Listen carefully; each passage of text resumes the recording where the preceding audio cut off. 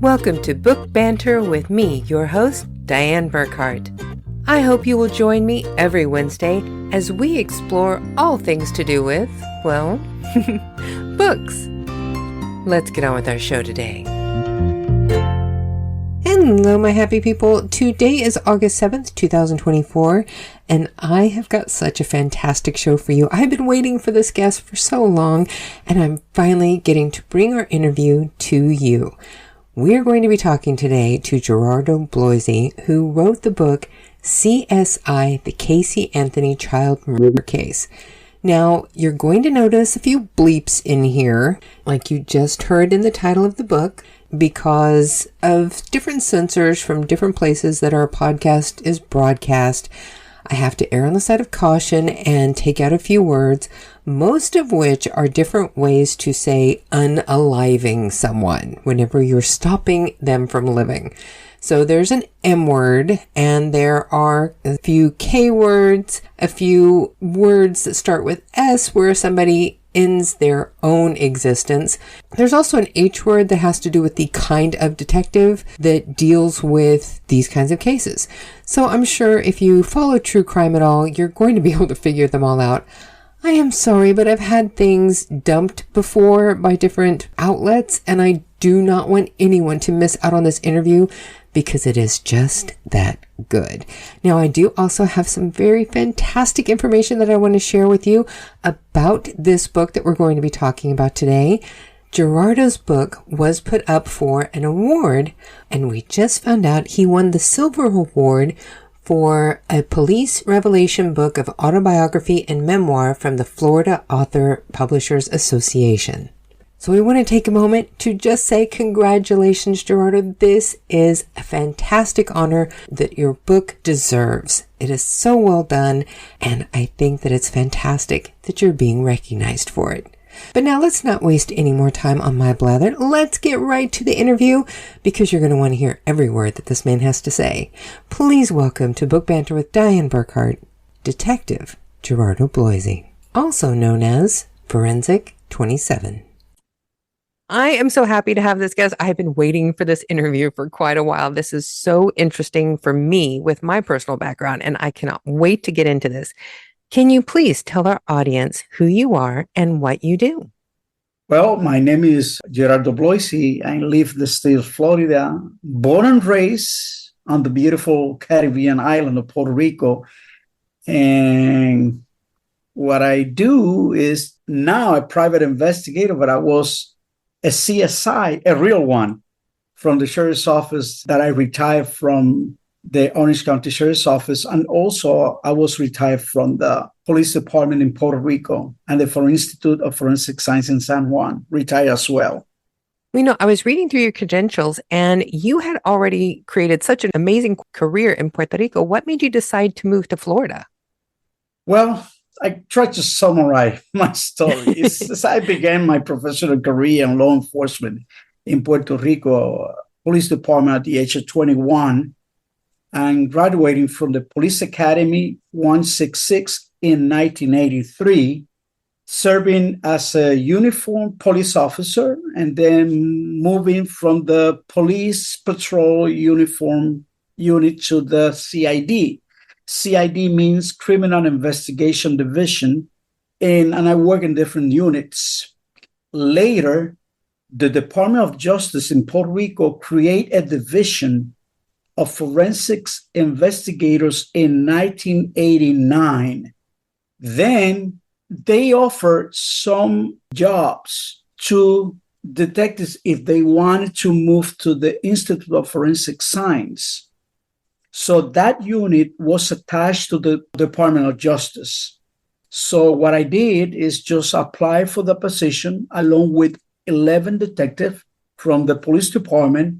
After passing several exams, they offer a job to everyone, and I began my career specializing in crime scene.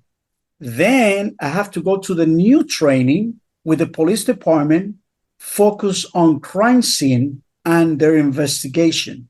The Institute of Forensic Science prepare another training for 3 months And also the FBI get involved with that project of training the new forensic investigator. Also, we went to the FBI to get training with them. And I served to the Institute of Forensic Science as a forensic investigator, level 1, level 2. Then passed the years and I was promoted to the forensic investigator when I get my master's degree in public administration and criminal justice. And then I retired in 1994. This is the part. I moved my residence to the state of Florida with the purpose of, relaxing and chill out, enjoy my retirement. That didn't happen. Yeah. And I was in the private sector as a private investigator to keep myself busy. So, at one time, a friend of mine told me that, Gerardo, I hear that the Orange County Sheriff's Office was looking for people for the CSI division.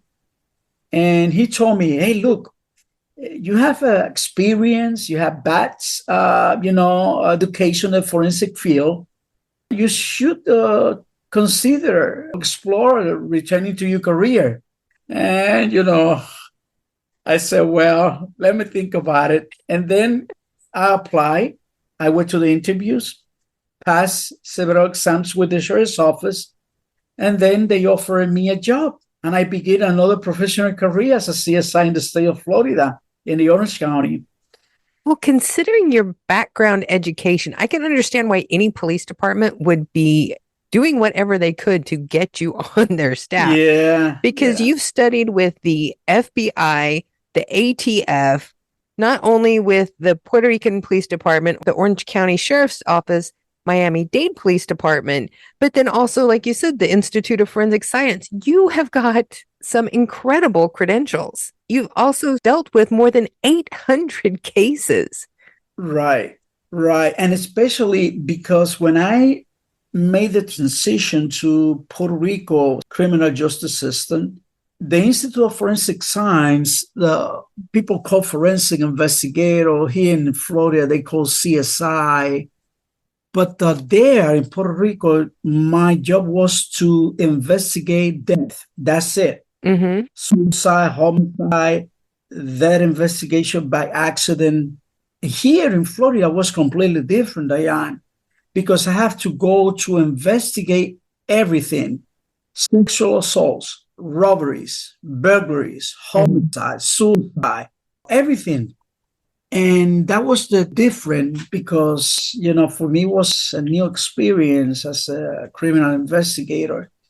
And then I retired from the Orange County Sheriff's Office after 21 years of service. Well, now, how did you go from being so involved in criminal investigations to becoming an author? Okay, it's a good question. Okay, look, this is what happened. This case was very, very notorious in U.S. Mm-hmm. and also international because, this Casey Anthony case, some lawyers and police officers and detectives retired that comment the case when this case came public. They said that they compared this case like the O.J. Simpson or a little more. Mm-hmm. So my friend in the sheriff's office, I was about 2 years to go to retirement. He said, Gerardo, the prosecutor that worked the case with you, he wrote a book about the Casey case. The lawyer who represents Casey wrote a book about the case. You should also write a book and tell your story, your experience, because you was the lead investigator in this case. And the case was solved by the evidence that you found in the vehicle, because the crime scene in this case was the vehicle. Mm-hmm. Always, I believe that. And I thought about it and I began to search in my mind and start writing the best I could remember about the case. And I began to look for the photos that I took in the case, reports, timelines. And I wrote the book, CSI Casey Anthony Child Murder Case. And then I started when I retired completely. And then the book is written from the forensic investigation perspective, because remember, the state attorney and the lawyer, they wrote the book mainly from the legal perspective. I wrote the book from the forensic investigation perspective. And I did in the narrative way, like a conversational way, so that the reader can feel part of the investigation when they read the book. That was the reason I transitioned from a police officer, CSI, and then to start to write this book. And I like the way that you have the book set up too, with the case file image at the top of the chapters with the case number.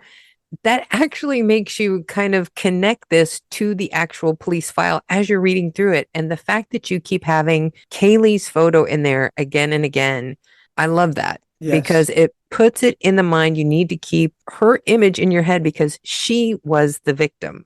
Right. I think that was one of the reasons why people were so drawn to this case, was because the victim was an innocent child.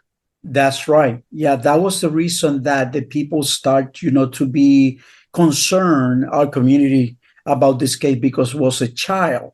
And on top of that, Diane, is because the mother was the suspect in this case. So I know your call sign was Forensic 27? Yes. And your book starts from your first call to the crime scene. Right. So how do you walk everybody through the events of this case? Well, most likely that was by stages. The process in this case was searching in my mind that I experienced in this investigation. And then I started to write the book the first time I received the call from my fellow detective, Appy Wells. And this case started in 2008 until 2011. That was the trial. And then I start to make the manuscript in the way that the people go with me from 2008 until 2011. Then I started to get this information from all my notes in my case that I have. The second stage in this case was looking for photos and data in order that the people can see, because I like to show the people what happens and what transpires in this case, to be visual. People like photos. People like to see crime scene diagram. People like to see testimonies from witnesses in cases like this one. And then the third stage of this book was to look for what kind of publishing company will be interested in my story. So I prepared this book in that way the reader can go with me from the first call that I received from the detective until the trial. So that was my intention. Then I proceeded to put and write it down all that I could remember to the best of my recollection with photos and data. Well, and one of the things that I thought was so important that you mentioned is the smell too. Oh, yes.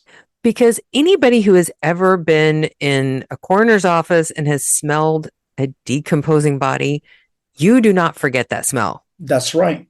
And you have a section of this when you're talking about getting to the crime scene where you talk about that and how important that is to the case. That was a challenge for the forensic investigation perspective. In every crime scene, most likely you found a body, which is the victim. In this case, we don't have anything. When I opened the driver's door, the smell blasts immediately to my nose. Smell of human decomposition. And I know that because for 33 years working in this business, I know what a smell of human decomposition is like. In the Institute of Forensic Science, one of the training, Diane, to be a crime scene investigator is processing the crime scene. But there you have to stay with the doctors in the autopsy room with them. They teach me how to open bodies. And then they explained to me the stages of the autopsy. And when they start to remove organs from the body, I said, look, when I removed the pancreas, I took one example from this organ because I'm going to do this test. From the eyes, I'm looking for liquids inside the eye of the victim, the brain, and they start to take parts of the organs inside the body, the liver, and they say, we took part of this organ because we're going to perform the test for this particular organ, because I need to know the time of the death, because we're looking for that in the liver, because the liver is the one to preserve the temperature after you die. And then what happened is my first case was a human body in the Institute of Forensic Science. That was my first case in the autopsy room with the doctor. So, and after that, I continued to work cases that the body was in fully decomposed stage, because the island of Puerto Rico always is 80, 90 degrees. Oh. Sometimes we have to go inside the apartments. The people call the police department and say, well, look, the person is not respond. They look for the well-being. Then the uniformed police officer go inside and they found the body. But guess what? The body was completely decomposed, and then I have to handle the body as well. So in my experience, I have already that when I got this vehicle and I know what it smells like. And then the challenge is how we can prove using the signs that smell came from a decomposed body. And we use a new technique. I don't want to spoil what technique we use. The people has to buy the book in order to find out what was the technique to prove that smell that came from the vehicle belongs to a decomposed body, in this case, the little body of Kaylee. What was it that you think was the main thing that was just the turning point that gave you an idea of who was responsible for this?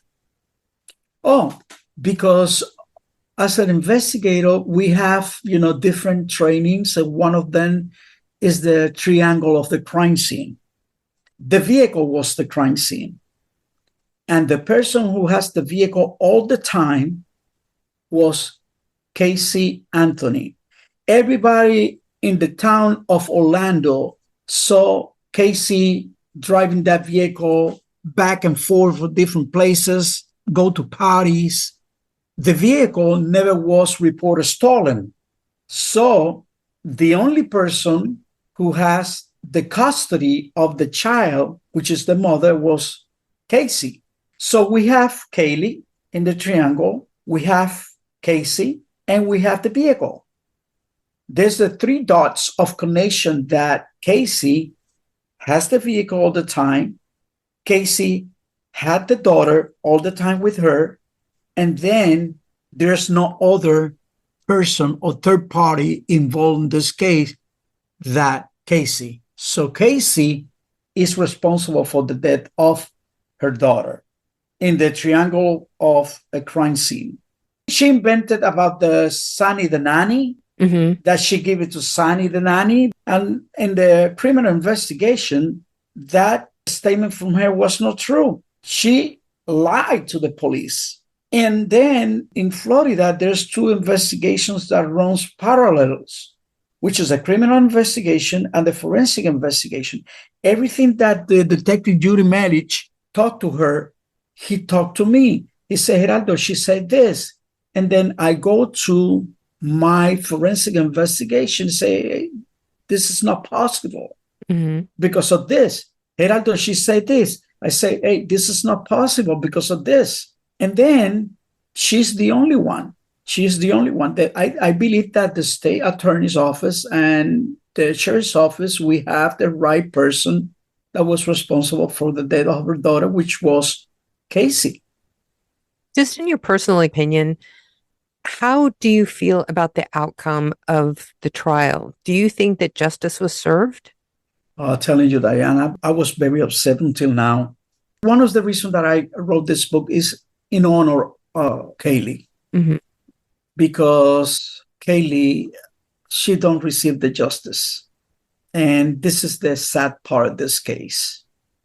And there was something about the way this book is all laid out and everything that it kind of has that feel as you read it, is that you were trying to honor Kaylee through this whole thing. Right, right. Look, in this year, in December 11, have been about 15 years of this murder. And that was my first time that I went to the secondary crime scene, because the primary crime scene was the vehicle. Mm-hmm. The secondary crime scene was the dump site, which she dumped the body of Kaylee, which was the wooded area near her home, about 3 minutes. And I went to the crime scene there, secondary crime scene, because, one of the media, knows about the book, and they want me to meet me there with my book. And that was very tough for me. And I live here in Orange County. Mm-hmm. And I never, in those 15 years, I never went there, never, until that day, just to talk to the reporters at one channel TV in Florida about the case and about the book. And that was very tough. And by the way, Diane, the community is still with this wound that never was healed by the community. They still remember Katie. Do you think this book can give you and the community a little bit of closure on the case? Good question. That was the reason as well to close my chapter in my life in this case, because this one was the case that was the gold seal in my career as a crime scene investigator, was this case. Mm-hmm.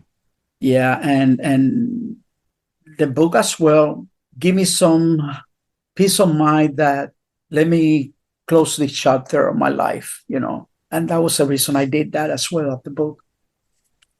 When you decided to start writing this, what was your process? Because going from being an investigator and writing reports, how did you translate that into writing a book about the case? Did you plot it out? Did you work with somebody else? Did you just sit down and start writing? I started by myself, to the best of my recollection. What was the conversation between the investigator, the key players in this case? And I started to write a book looking for photos. All the photos that you can see in that book was made by me, all of them, except some pictures of the newspaper. But all of them, there's a real photos of the case. And then I started to write a manuscript and started at 10 p.m. Then I went to bed about 2 a.m. Yeah, I know those kinds of nights. I experienced that it's good to write when you're alone and everything is quiet. Mm-hmm. And then your mind start to looking for, you are more relaxed. And that was the reason I prefer to write at night, late. Mm-hmm. When I finish the manuscript and I start to send emails to different publishing company, and one company here in Florida, Winter Park, sent me an email immediately saying, look, we are interested in your book. And I say myself, it's here in Florida. From home to Winter Park is about 54 minutes. And I went to the meeting with them, and they said, this is a real true crimes. I like that. The publisher, Legacy Publishing Book, they say, I'm interested to work this book with you. And I say, okay, no problem. And then we started. I started 2019, 2022, and 2023, because, in this business, you have to go sometimes back and forth to the publishing company because to make corrections, you approve this or you not approve it, and then look this, go with the editor, something like that, and then you have to change this. What do you think? You approve this, and then, okay, no problem, it's fine. And I started in those 2019, 2022, 23, prepared the whole thing. And then the book was published in 2024, this year. That's one of the things that I always like to kind of stress with people who are listening to this podcast is how long it can actually take somebody to get one book from concept to print, because it can be quite a haul just for one book. Yes. Especially Yes. something like this that you have to be so factually accurate. Right. Yeah, and especially, Diane, the discussion about the legal aspect, you have to be careful because this case went to trial. Yeah. So there's no problem with that because the case went already to trial. There's no legal problems with that. But even that, because the case was already done in the court, we have to take some precautions about the legal aspect as well. And after that, Diane, I received several emails, different publishing company interested in work with my book. But I say, I'm sorry, I rejected because I signed a contract already with Legacy Book Publishing, because I prefer that because he's here from Florida. Yeah. It's convenience for me. Yeah. Well, now I know that you have already started doing research for your next book. Would you like to give us an idea what that one's going to be about? Well, the next one is a series of books about Forensic 27. It's a combination on 19 cases that I work here in Florida and was solved by forensics and went to a trial, and everything was good. Every single one have conviction in the court of law. And that's the next book, the serial book called Forensic 27. And Forensic 27 was my call sign because in radio, they call me Forensic 27. And that was the reason, that was the title of the book.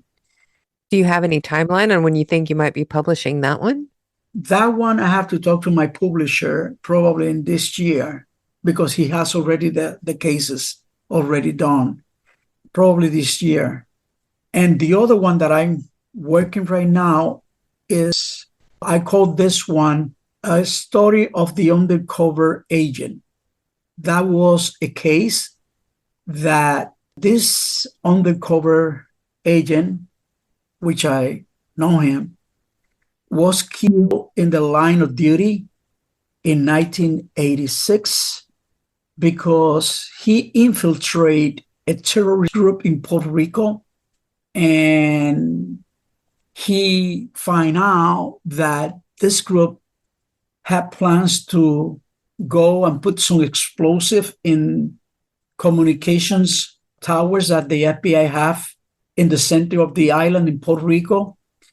And he found out that, and he informed to the intelligence unit that he was part of that division because in the undercover capacity.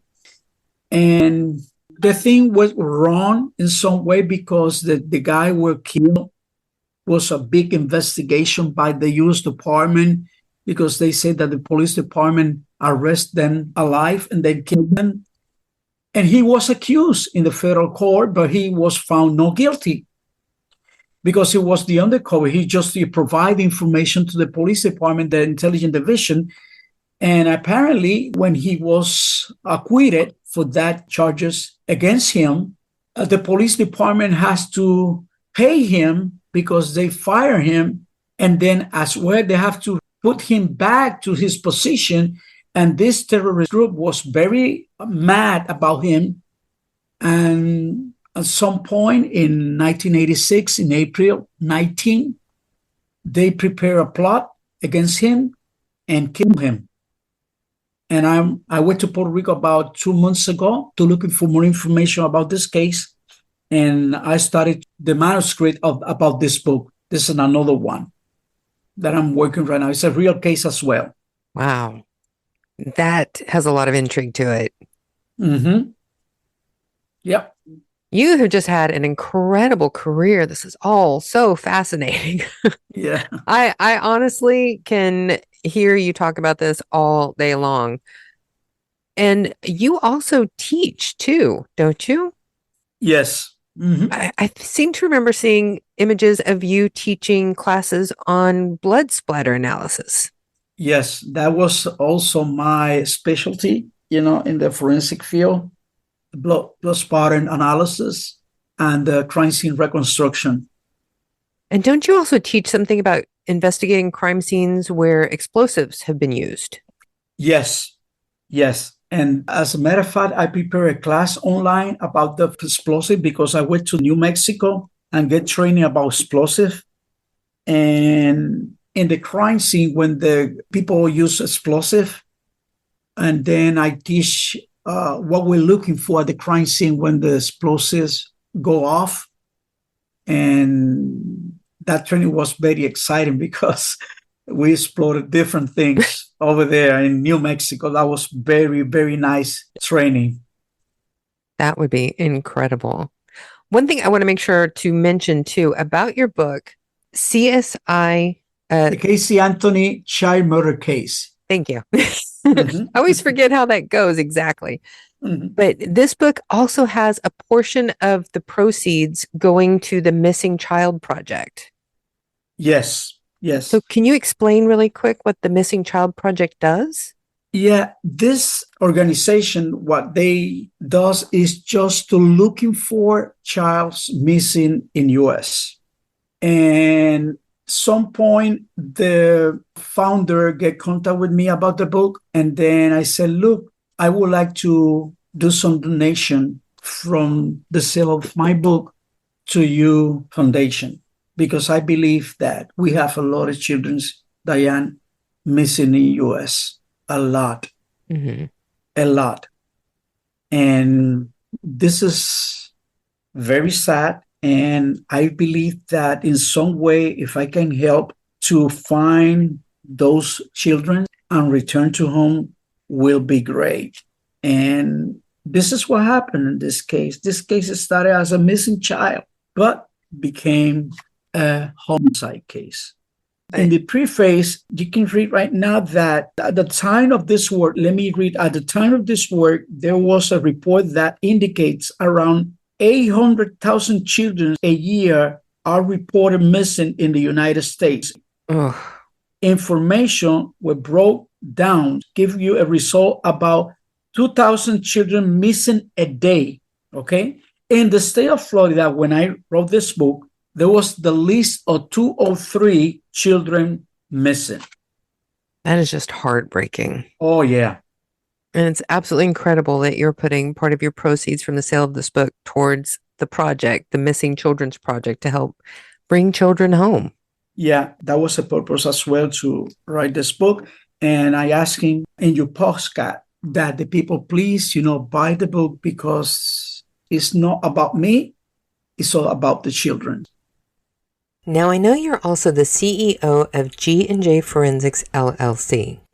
What is it that you're doing with your company? G&J Forensics is the company that I offer workshops, lectures, training in the forensic field. I go to different countries, and the last one, what I did, I think was before COVID. I went to El Salvador to do some training and workshops over there about the DNA at the crime scene with the National Police in El Salvador. That's exactly what I do in the company G&J Forensics LLC, just offer lectures and workshops. If someone interested in prepare a program about the crime scene, at least for, let's say, like a week program for 40 hours, I prepare the course for them. I was there. I go with other investigators that work with me as well, and we do the training. That's incredible. And I think now is the perfect time to do our 5 quick questions that never turn out to be quick, but we're just too stubborn to stop trying. Okay. Are you ready? Okay, let's see. Question 1. When you moved from Puerto Rico to Florida, what was the thing that you missed about home the most? The mountains. Oh, yeah. Beautiful. And the rivers. Because here in Florida, it's flat. Mm-hmm. You don't see mountains here. So now question 2. Considering how stressful your job can be and how much it can weigh on a person's psyche to deal with this kind of stuff every day, what do you do to de-stress? I read the Bible, and also I'm painting too. I do artist stuff, painting. Yep. Mm-hmm. Do you show your work anywhere?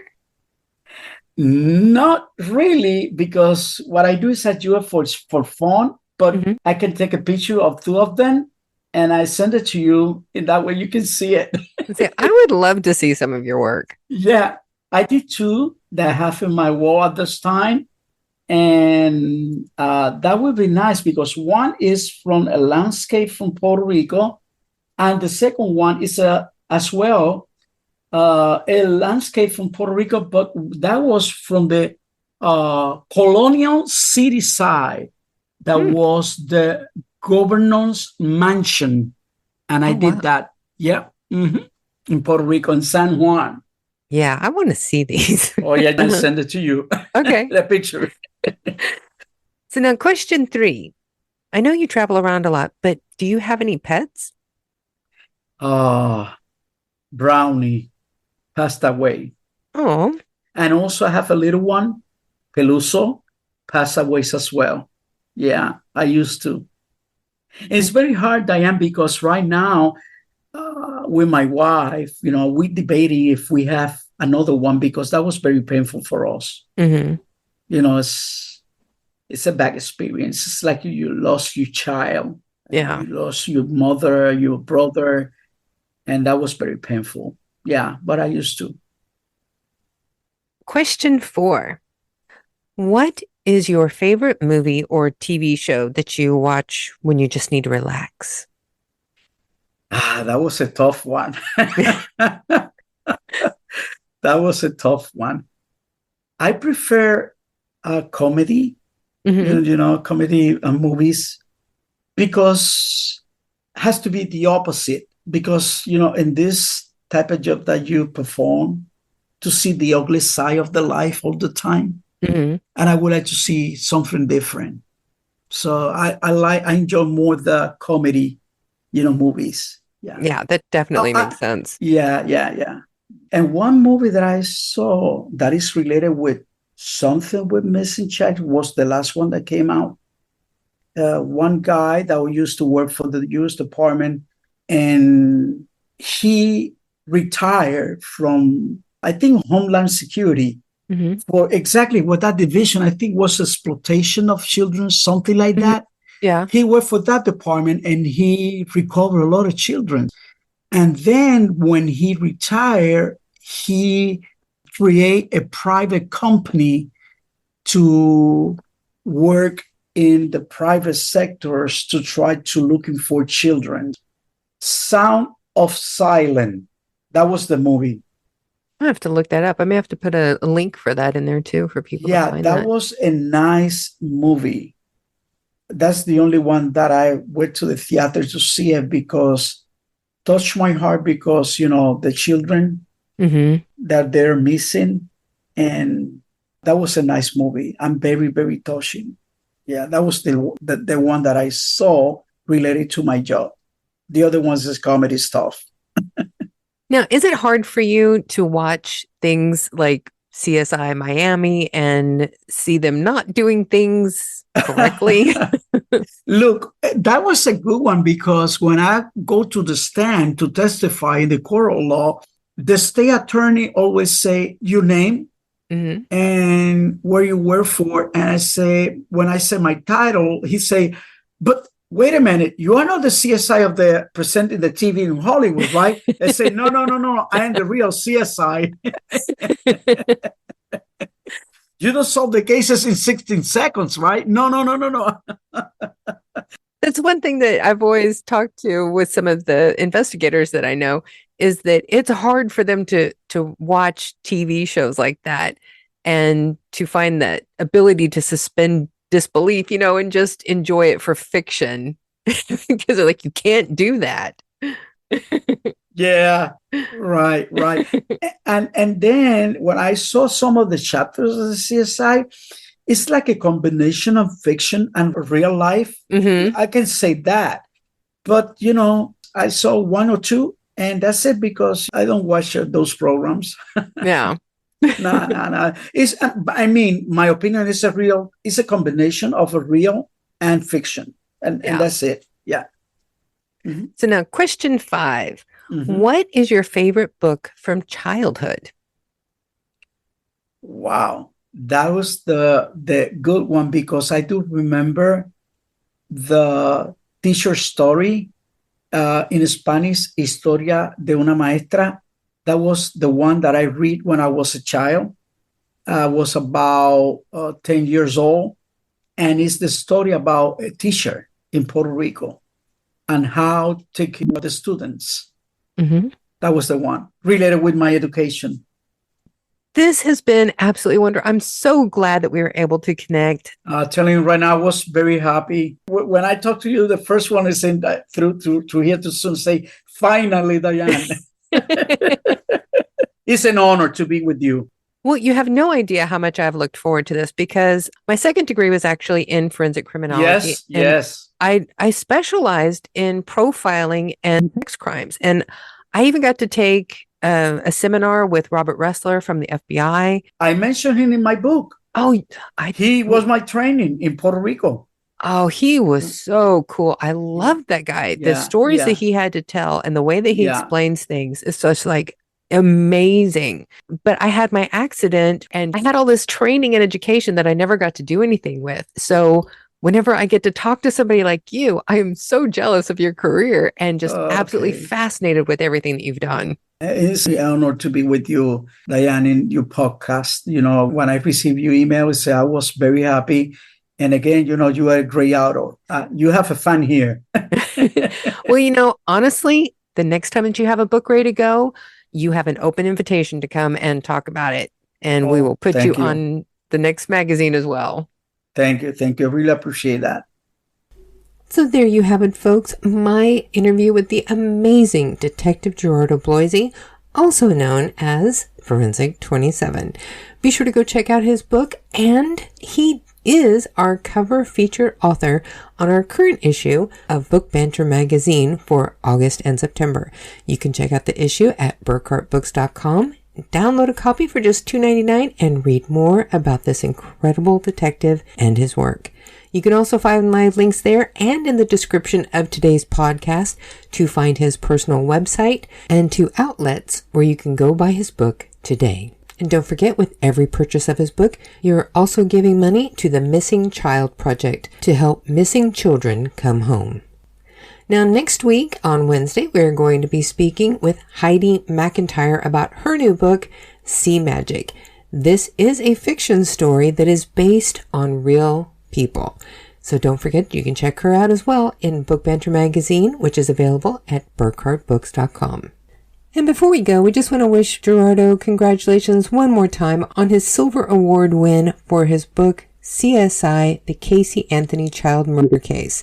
It's so impressive that you actually won a Silver Award from the Florida Author Publishers Association. The fact that you were able to win an award like this for your very first publication is amazing, and we could not be happier for you. We know it's well deserved. So that's enough for today, folks. Just want to wish you all a fantastic Wednesday, and don't forget to go forth and be really happy.